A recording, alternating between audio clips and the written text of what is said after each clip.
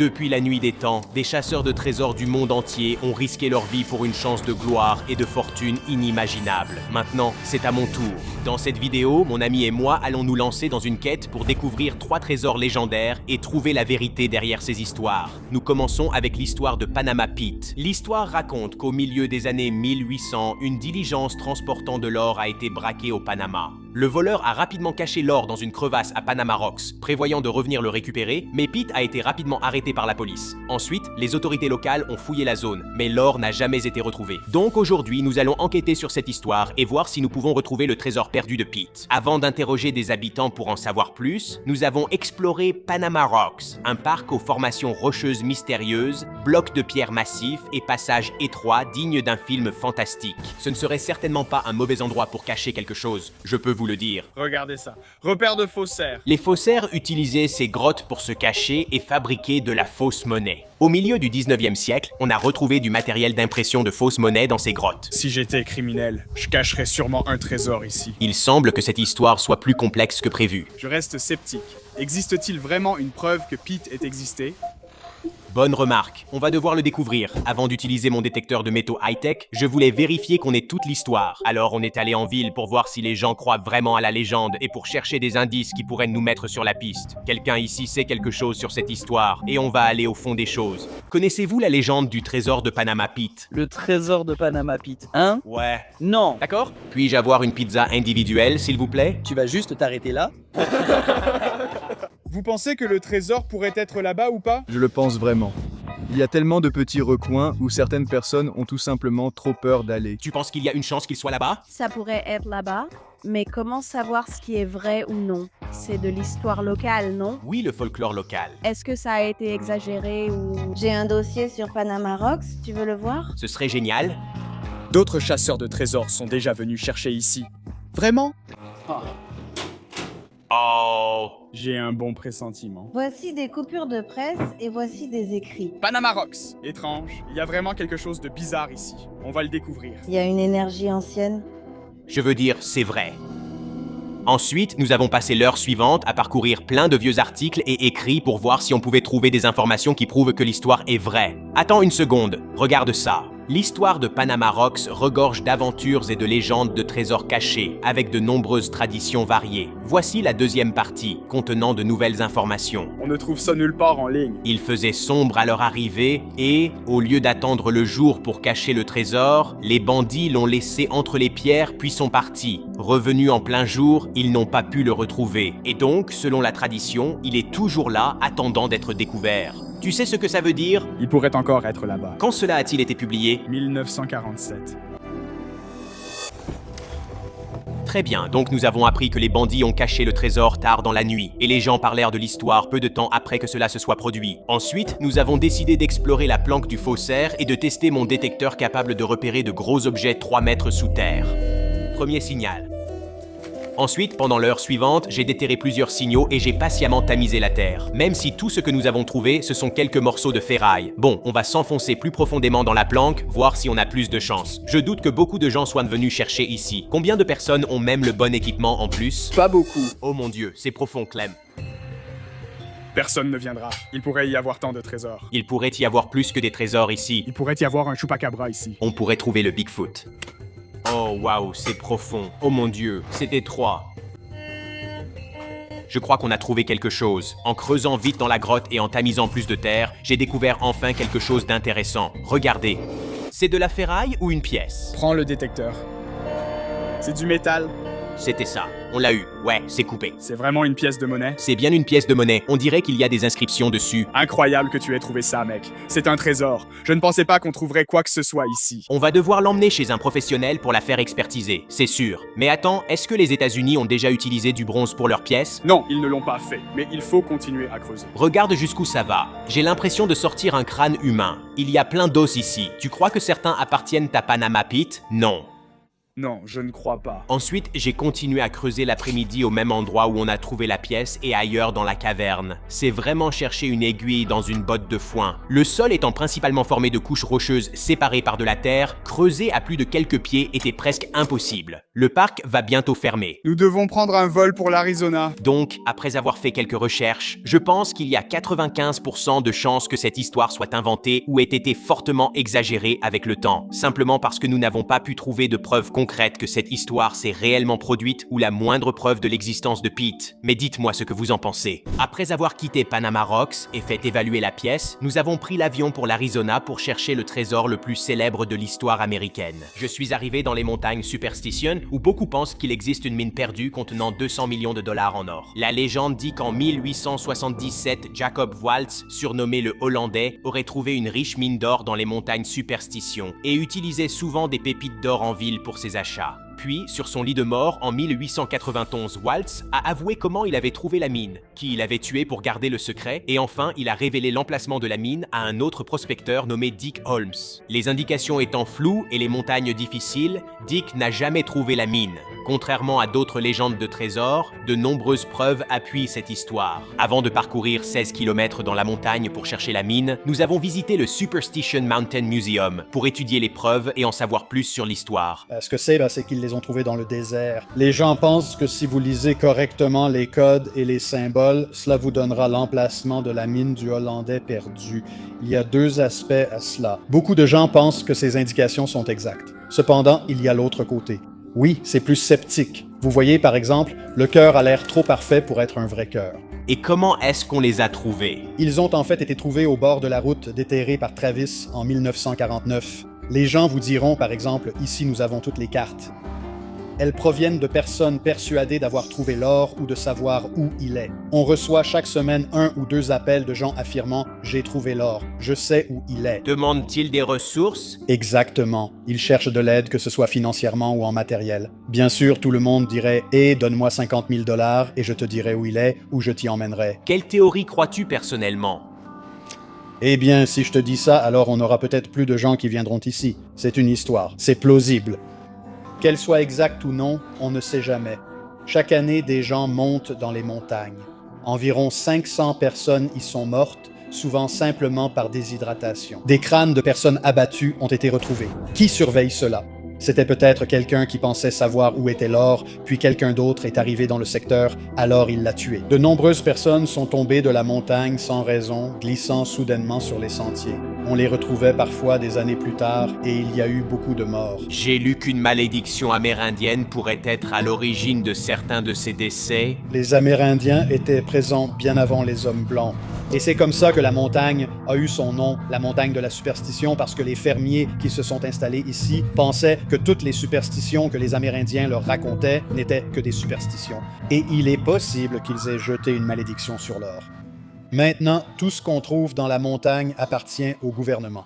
Ah, vraiment? Je ne savais pas ça. Je sais que ça varie d'un État à l'autre. Donc en Arizona, ce serait le gouvernement. Oui, tu peux garder ce que tu trouves par terre, mais pas utiliser de matériel de forage. Une pelle et une pioche sont autorisés. En fait, on va aller dans les montagnes de la superstition demain pour chercher par nous-mêmes. Tu as des conseils à nous donner ou des choses auxquelles on devrait faire attention? Oui, partez tôt, il fera chaud. Emportez beaucoup d'eau. Restez sur le sentier à cause des nombreux serpents à sonnettes. Je suis allé en ville demander l'avis des habitants. Tu penses que c'est vraiment là-bas? Je pense que c'est là-bas. Oui, j'ai grandi avec mes parents qui me disaient toujours que c'était là-bas. Donc j'ai grandi en gardant l'esprit ouvert à cette idée. Beaucoup de gens disent qu'ils ont trouvé des choses. En grandissant ici, c'était quelque chose d'assez connu. Tout le monde avait déjà entendu parler de la légende. Oui, on y allait pour des sorties et des choses comme ça. Je ne jouais pas avec John près de la ville fantôme de Ghostville.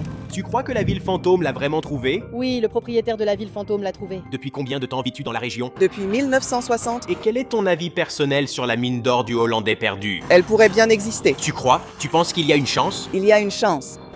Honnêtement, probablement pas. Tu penses que c'est inventé? Probablement inventé, honnêtement. Mais même si ça existe, on ne le trouvera pas, c'est enterré. J'ai juste entendu dire que là-haut dans les mines, il y a des gars avec des fusils type AR qui montent là-bas. Et ils... Ouais, j'ai vraiment entendu dire que c'est vrai. C'est dingue. Tu es sérieux? Je monte là-haut pour chasser avec des fusils type AR. mais des gens vivent aussi dans les montagnes et descendent. Je ne peux pas en dire plus. Tu dis donc qu'ils sont très territoriaux envers les locaux et les touristes cherchant de l'or? Oui, à la recherche de l'or. C'est extrêmement dangereux. Désolé, allons-y. Non, t'inquiète. Tout va bien, mec. C'est clairement quelque chose qu'on devrait prendre en compte quand on cherche. Donc, comme on me l'a déjà dit, il ne faut pas aller explorer là-haut parce que c'est assez dangereux là-haut. Tu crois que c'est une mauvaise idée d'y aller demain matin? Absolument, absolument, je dirais absolument. Je crois que c'était une cachette d'or qui a été découverte par hasard. Alors que j'interviewais des gens, une femme est venue me demander si ça m'intéresserait de parler à son voisin de 94 ans, Clayton Wurst, un homme qui a travaillé aux côtés du fils de Dick Holmes et qui a passé 7 ans de sa vie à chercher la mine. Browning a transmis le flambeau que son père lui avait transmis à ce monsieur. Et Brownie, quand il m'a d'abord mis dans la confidence, il m'a dit « Clay, personne ne doit savoir que toi et moi travaillons ensemble. » Il a dit qu'il avait parfois senti sa vie en danger en retournant dans les montagnes avec ce qu'il savait. La dame a dit avoir contacté Clay et me dirait si on pouvait l'interviewer. Après avoir discuté avec plusieurs habitants, chacun a sa théorie. On va donc devoir sortir chercher nous-mêmes. Tous les géologues s'accordent à dire que la chaîne de montagnes Superstition est la plus dangereuse et accidentée des 48 États contigus. Les recherches continuent pour retrouver 3 hommes disparus dans les montagnes Superstition, où ils cherchaient la mine perdue du Hollandais dans l'espoir de faire fortune. Les experts estiment qu'ils auront de la chance de survivre. Mais s'ils ne survivent pas, ils ne seront pas les premiers. C'est l'un des plus beaux et dangereux endroits du monde. 44 randonneurs ont dû être évacués du sentier Flatiron. Il faut être fou pour y aller à cette période. Cette fois, il semble que le même vieux rêve soit brisé. Des hommes espèrent revendiquer la mine perdue, mais la mine perdue pourrait bien leur coûter la vie. Il est actuellement 5h30 du matin et nous sommes sur le point d'entamer une randonnée de 16 km jusqu'à Weaver's Needle, où nous allons explorer hors des sentiers dans l'espoir de trouver la mine perdue, ou au moins quelques indices pour nous aider à résoudre ce mystère. Alors, nous sommes partis sur le sentier Peraltas et avons commencé à grimper rapidement la montagne dans l'espoir de faire de bons progrès avant que le soleil ne se lève et que la température n'atteigne les 40 degrés. Très bien, nous avons déjà parcouru 1,5 km. Aucun signe de personne avec des AK-47 pour l'instant. Jusqu'ici, tout va bien. Je ne savais pas que ce serait l'une des expériences les plus douloureuses de ma vie. Nous avons parcouru environ 3 km. Regardez, j'ai repéré une petite grotte ici. Y a-t-il quelqu'un à l'intérieur? Ces 2 ouvertures ont l'air de s'enfoncer assez profondément. Nous n'avons fait que 3 km. Je doute que ce soit l'entrée de la mine. Sinon, il n'y aurait plus d'or. Clem, tu en penses quoi? Il fait chaud, mec. Il fait beaucoup trop chaud. Allons-y. Je crois qu'il s'amuse autant que moi. Il fait très chaud ici, mais ça vaudra la peine quand on trouvera cet or précieux. La voilà. Weaver's Needle, bébé. Ouais. On y arrive. 3 miles de parcouru. C'est parti. Donc, malgré la chaleur extrême et le terrain difficile, nous avons décidé de continuer à marcher plus loin dans le désert, vers la zone où beaucoup pensent que la mine est cachée. Arrête. Arrête. Tu entends ça? Oui, j'entends. Oh non, un serpent à sonnette. Je ne m'approche pas de ce truc. Il ne veut pas qu'on trouve la mine. Cette petite saloperie nous bloque l'accès, là, dans les buissons. Tout va bien, je suis un professionnel. Merde. Bon, oui, allons-y. Je n'irai pas par là. T'es sérieux? Mec, c'est quoi ce délire? Après avoir fait fuir le serpent à sonnette, on a continué malgré la douleur jusqu'à la fin du sentier. Nous arrivons près de Weaver's Needle, où beaucoup situent la mine d'or du Hollandais perdu. Nous allons tenter d'escalader cette montagne, même si cela semble plus difficile que prévu. Maintenant que je suis vraiment ici, que je le vois de mes propres yeux, c'est vraiment grand. Ça n'aide pas qu'il fasse genre 40 degrés en ce moment, mais je pense que l'or pourrait se trouver quelque part là-bas. Commençons les recherches. Alors j'ai commencé à chercher hors du sentier et j'ai tout de suite repéré ça. Oh mon Dieu, c'est ancien. Voyons ce qu'il y a à l'intérieur. De la terre. Cela aurait pu appartenir à Jacob Waltz. Un possible indice. Tu penses que ça veut dire quoi? Rien. Vraiment? Absolument rien. Après avoir étudié des preuves et discuté avec des personnes optimistes, j'étais moi aussi convaincu que la mine d'or était encore là, attendant d'être trouvée. Je ne sais pas si je pourrais en dire autant pour Clem. Comment tu crois qu'on va monter là-haut? Je ne pense pas que ce soit aussi grave que tu le crois, mec. Comment le Hollandais aurait-il atteint le sommet de la montagne au 19e siècle? Je veux dire, il avait l'air d'être un gars plutôt costaud dans les livres. Tu n'as pas lu les livres. Tu ne penses pas qu'on peut monter là-haut? Non, on n'y arrivera pas. On n'arrivera même pas au quart du chemin. Alors, à quoi tout cela servait-il? Je ne sais pas. Regarde autour. Montre à la caméra ce qu'il y a autour. Il n'y a rien. Juste un cactus là-bas. Il y a 16 cactus là-bas. C'est tout. Quelques pierres. Peut-être un scorpion. Mec, reviens. Sérieusement, prends la caméra. J'ai choisi d'utiliser mon drone pour explorer la zone et couvrir plus de terrain sans gaspiller d'énergie. Voyons ce que je peux trouver. J'ai prudemment manœuvré mon drone autour des rochers pour repérer quelque chose d'intéressant. Tu vois des indices? Avec tout ce soleil, c'est difficile à dire. Tu arrives à voir où tu le fais voler? Pas vraiment. Si cette légende existe, il y a 200 millions de dollars en jeu. Donc, si j'ai un peu chaud ou que je suis déshydraté, ce n'est pas grave. D'accord, il est temps de rentrer. Tu penses que les plus grands chasseurs de trésors ont abandonné après 30 minutes? Oh mon Dieu, c'est vraiment intense. Je comprends pourquoi beaucoup ne sont jamais revenus. Ça ira. Bien qu'on ait pris énormément d'eau, on en a manqué à la fin, rendant notre marche de 8 km extrêmement difficile. Il reste un peu plus d'1,5 km, on va y arriver.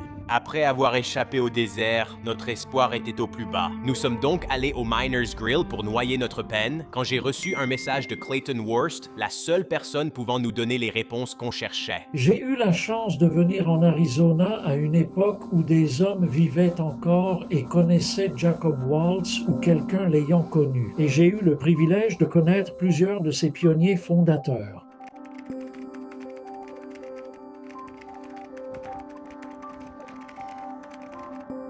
Tu es d'accord pour faire de l'audio? Oh oui. Depuis qu'on est en ville et qu'on a commencé à demander l'avis des habitants, on dirait que chacun croit à une théorie différente ou à une chose différente. C'est très déroutant. Tout d'abord, beaucoup de gens affirment qu'il n'y a pas de mine perdue du Hollandais. Si, elle existe. Quand le Hollandais est mort en 1891 sous son lit, il avait 48 livres et demi de minerai d'or d'une qualité incroyablement élevée. Et il l'a donné à Dick Holmes comme pécule pour aller chercher la mine et lui a donné la meilleure description possible pour s'y rendre. Maintenant, on ne donnerait pas une fortune en or à un homme pour qu'il aille chercher une mine puis lui mentir à propos de la mine. Eh bien, le problème était qu'il commençait à donner des noms aux canyons et aux montagnes. Mais le Hollandais ne pouvait pas utiliser de nom de lieu. Tout ce qu'il pouvait décrire, c'était à quoi ressemblait le terrain. Et dans l'un des terrains sauvages les plus accidentés du continent nord-américain, ce n'était pas suffisant. Ils n'ont jamais trouvé la mine. Je suis curieux de connaître votre avis sur les pierres Peralta. Je suis l'un des fondateurs de ce musée. Elles figurent dans leurs expositions, mais je pense qu'elles sont totalement fausses et je ne vois pas en quoi elles seraient une carte de quoi que ce soit. Selon vous, dans quelle zone a-t-on le plus de chances de la trouver? Je ne veux pas y aller et je vais vous dire pourquoi. J'y étais dans les années 1960 et les années 60 étaient intéressantes parce que les gens s'entretuaient. Et ils s'entretuaient parce qu'ils étaient tous d'accord pour dire qu'il devait y avoir un endroit près de Weaver's Needle où se trouvait la mine. Et ils avaient tous peur que les autres la trouvent avant eux. Alors, ils s'entretuaient. Et quand tout fut terminé et que la fumée se dissipa enfin, personne n'avait rien. Maintenant, si Clay Wurst se montre, et il était l'un des fondateurs du musée, s'il dit que c'est là que la mine devrait être, eh bien, allons-y et regardons. Alors, tout le monde vient et on revit les années 60.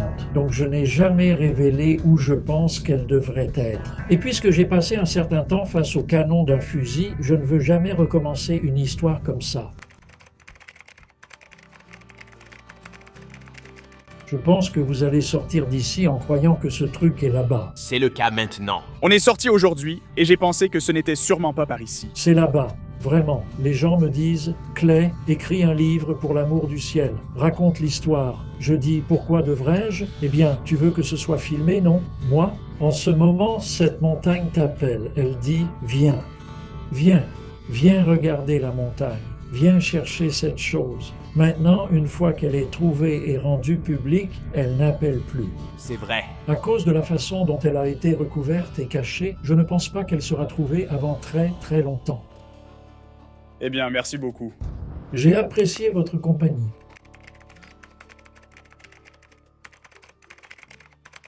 Puis nous sommes allés dans les montagnes Catskill chercher la fortune perdue d'un célèbre gangster. Dutch Schultz, un des gangsters majeurs de la Prohibition. Marcher sur ces plates-bandes vous attirez des ennuis.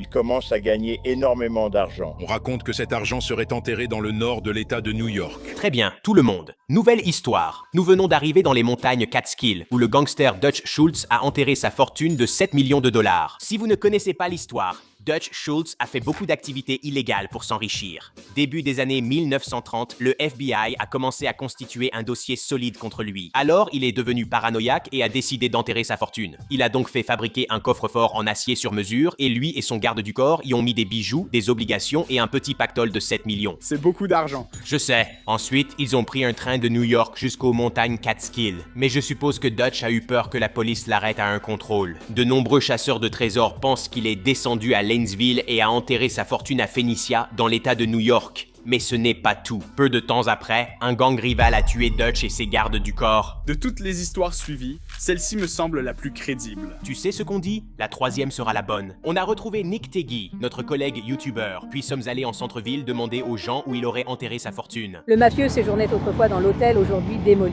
Ah vraiment? Je vais te montrer. Oui, j'ai lu qu'il séjournait ici, non? Oui, c'est sûr. Il s'échappait souvent. Moi aussi, je venais ici m'évader avec une Babe Ruth. Babe Ruth. Wow. Ville animée. Un gars traîne toujours ici, un vieux monsieur aux cheveux blancs. Tu le verras assis, demande autour de toi. Tu connais le trésor de Dutch Schultz? Oui, ici c'était l'hôtel Phoenicia jusqu'à l'incendie. Juste ici. Que veux-tu savoir? J'ignore où est son argent. Ils sont venus avec une pelleteuse pour le dernier film qu'ils ont tourné. Ils ont creusé un trou ici juste pour la vidéo, mais ce n'est pas là. Donc, ils essaient de faire semblant. Ouais, ils faisaient semblant. Tu sais à quels endroits les gens pensent qu'ils se trouvent? Ouais. J'ai grandi dans cette région. Et quand j'étais gamin, j'ai lu des trucs et je cherchais autour de moi. Je n'ai jamais pu le trouver. Mais t'as quand même essayé. C'est comme une de ces choses que beaucoup de gens ont cherché. À ton avis, quelles sont les chances que cette histoire soit vraie? Je dirais que c'est du 50 sur 50. Tout ce que je sais, c'est que le chef a été tué. Il ne voulait pas le cacher, disant juste le planquer car des gangs rivaux le poursuivaient. Donc, il voulait le planquer, je pense, juste pour une courte période. Mais on n'est venu qu'après. Je ne pense pas que ça ait été enterré profondément. Je pense que c'est quelque part où c'est plus facile d'accès. Je ne pense pas que c'était le genre de gars à aller faire de la randonnée dans les bois ou un truc comme ça. Ce serait près d'un endroit où il pouvait garer sa voiture. C'était pour une courte durée. J'ai lu il y a des années un témoignage lié à sa confession sur son lit de mort. Il y a peut-être un fond de vrai, mais la plupart, ce sont des divagations quand les neurones lâchent. Au camping près de Devil's Tombstone, un train passait autrefois par ce col. Certains amis pensaient que c'était l'endroit le plus probable, mais ça pourrait être à plein d'autres endroits. Quand j'étais plus jeune, je faisais exactement ce genre de choses. Il faut puiser dans plusieurs sources. Quelles sont certaines des théories sur les endroits où cela pourrait se trouver? Quelque chose à propos du fait d'être enterré parmi les arbres.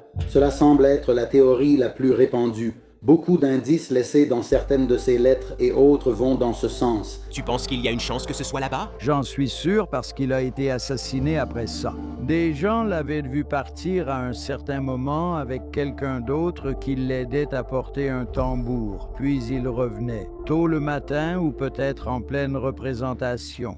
Après avoir obtenu des informations locales, nous avons cartographié les 3 endroits les plus souvent cités où Schultz aurait caché sa fortune, puis sommes allés au premier. Nous nous tenons actuellement à l'endroit où se trouvait l'ancienne gare de Phoenicia, car beaucoup d'habitants pensent que Dutch aurait pu cacher le trésor quelque part par ici. Alors, on va allumer ces détecteurs de métaux et voir ce qu'on peut trouver. Nous avons longé les rails, pénétré la forêt et commencé à analyser notre premier signal.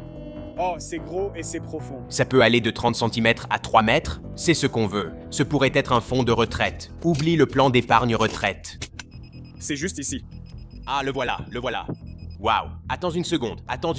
On dirait une boucle de ceinture. Ouais. C'est peut-être une boucle de ceinture d'une personne entrant ou sortant du train. Peut-être la boucle de ceinture de Dutch Schultz. Il était connu pour porter des costumes bon marché, et ça, c'est vraiment très massif. Ce n'est pas joli. On devrait peut-être apporter ça au musée d'histoire locale. Viens, je vérifie. Ça prend du temps. Je pense qu'on devrait se séparer. Donc, pour augmenter nos chances de trouver le trésor, nous sommes partis dans différentes directions et avons commencé à creuser à différents endroits où il y avait des signaux. Même si on a réussi à couvrir plus de terrain, tout ce qu'on trouvait, c'était un bout de ferraille après l'autre. Ce n'est pas le trésor de Dutch Schultz. Alors, après pas mal d'efforts, on décide de passer au deuxième endroit. Nous sommes là où le ruisseau Stony Clove rejoint l'Aspis, près de l'hôtel où séjournait Dutch Schultz à Phoenicia. Dutch Schultz aurait pu nager dans cette rivière. Beaucoup de chercheurs pensent que le trésor serait caché le long de ce ruisseau. Il attend simplement d'être trouvé. À chaque signal du détecteur, nous savions que la fortune de 200 millions de dollars de Dutch Schultz était peut-être sous nos pieds. Nous avons donc poursuivi nos recherches sans rien laisser au hasard.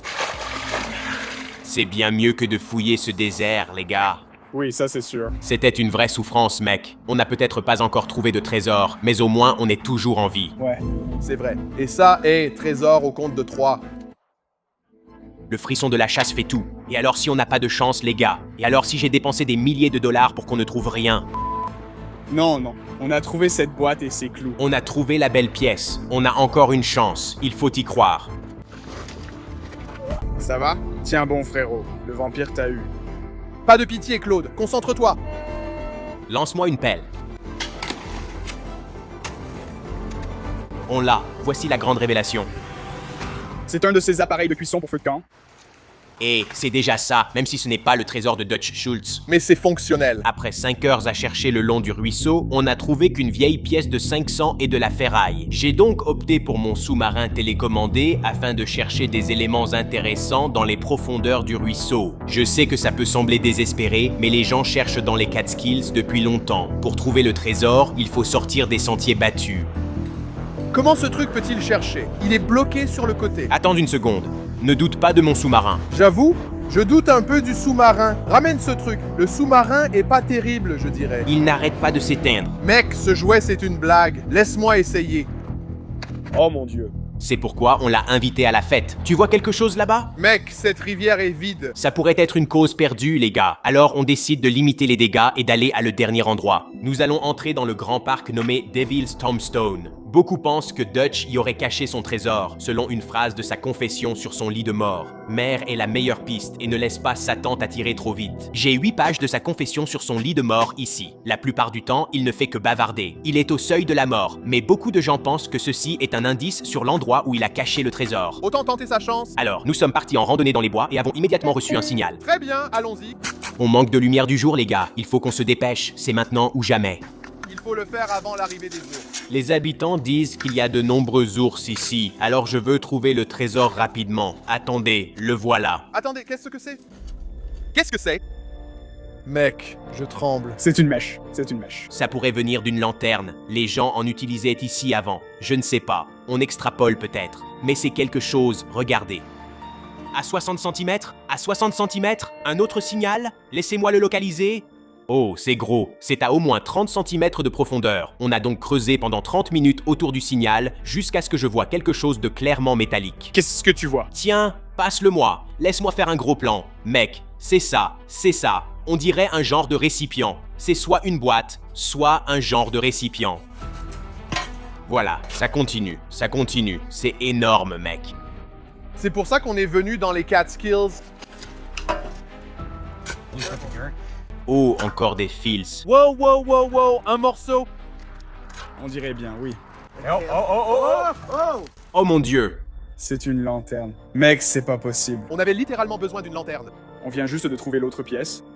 Mec, regarde ce truc. Attends une seconde. Prends la mèche. Mec, tu aimes. On a une lanterne complète. Tu crois qu'elle marche encore?